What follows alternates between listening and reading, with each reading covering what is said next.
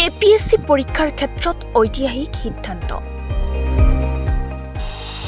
প্ৰশ্নকাকতৰ প্ৰতিটো প্ৰশ্ন ছপা হ'ল অসমীয়াত। পোন প্ৰথমবাৰৰ বাবে অসমীয়া ভাষাত অনুষ্ঠিত হৈছে পৰীক্ষা। আজিৰে পৰা আৰম্ভ হৈছে অসম লোকসেৱা আয়োগৰ সংযুক্ত প্ৰতিযোগিতামূলক পৰীক্ষাৰ মূল পৰীক্ষা।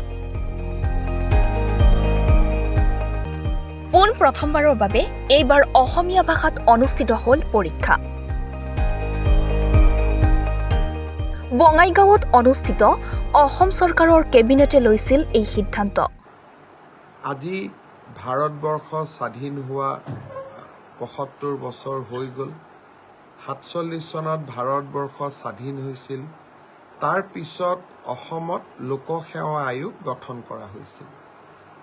লোকসেৱা আয়োগৰ দায়িত্ব হ'ল ৰাজপত্ৰিত বিষয়াৰ নিযুক্তিক অনুমোদন কৰা, পৰীক্ষা পৰিচালনা কৰা।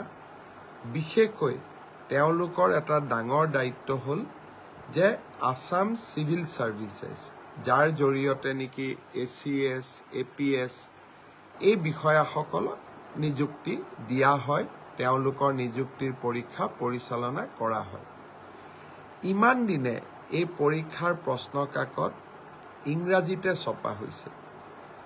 বঙাইগাঁৱত অনুষ্ঠিত অসম চৰকাৰৰ কেবিনেটে সিদ্ধান্ত লৈছিল যে আমি অসমৰ যিটো অফিচিয়েল লেংগুৱেজ, চৰকাৰী ভাষা, যাক আমি ৰাজ্যৰ সকলো কাম কাজতে ব্যৱহাৰ কৰোঁ, সেই ভাষাটো হ'ল অসমীয়া। আৰু এই অসমীয়াত আমি লোকসেৱা আয়োগৰ প্ৰশ্নকাকত আমি প্ৰকাশ কৰিম।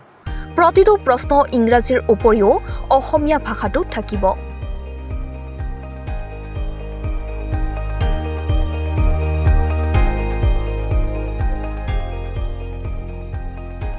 সামাজিক মাধ্যম যোগে এই কথা ৰাজহুৱা কৰিলে মুখ্যমন্ত্ৰী ডক্টৰ হিমন্ত বিশ্ব শৰ্মাই।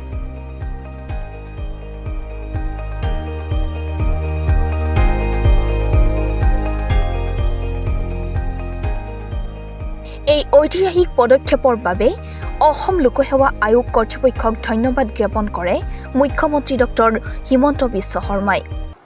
ইংৰাজীও থাকিব, কিন্তু অসমীয়াটো প্ৰশ্নকাকত ছপোৱা হ'ব। আৰু যি অসমীয়া মাধ্যমত পঢ়া ল'ৰা ছোৱালীয়ে তেওঁলোকে অসমীয়াতে উত্তৰো দিব পাৰিব। ২৩৫টা পদৰ বাবে অনুষ্ঠিত হোৱা এই মূল পৰীক্ষাত ২৮২১ গৰাকী প্ৰাৰ্থী অৱতীৰ্ণ হৈছে।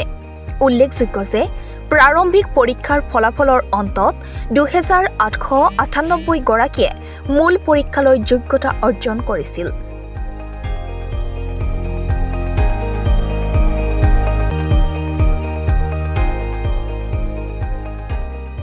ইয়াৰ ভিতৰত ২৮২১ গৰাকী প্ৰাৰ্থীয়েহে মূল পৰীক্ষাত অৱতীৰ্ণ হৈছে।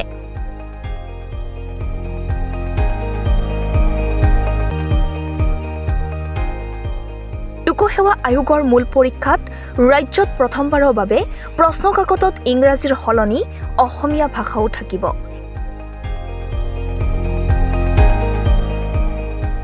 এয়া আমাৰ বাবে এক ঐতিহাসিক মুহূৰ্ত। সেই সময়ত বঙাইগাঁও কেবিনেটৰ পিছত বহুজনে আমাৰ সততা সম্পৰ্কে সন্দেহ প্ৰকাশো কৰিছিল। প্ৰথমবাৰৰ বাবে আমাৰ ৰাজ্যত অসমীয়াতে প্ৰশ্নকাকত ছপোৱা হ'ব। ইংৰাজীৰ লগত অসমীয়াও থাকিব, যি আমাৰ বাবে এটা পৰম সৌভাগ্যৰ দিন বুলি বিবেচিত হ'ব। নিউজ ডেস্ক ৰিপৰ্ট, দি নৰ্থ ইষ্ট।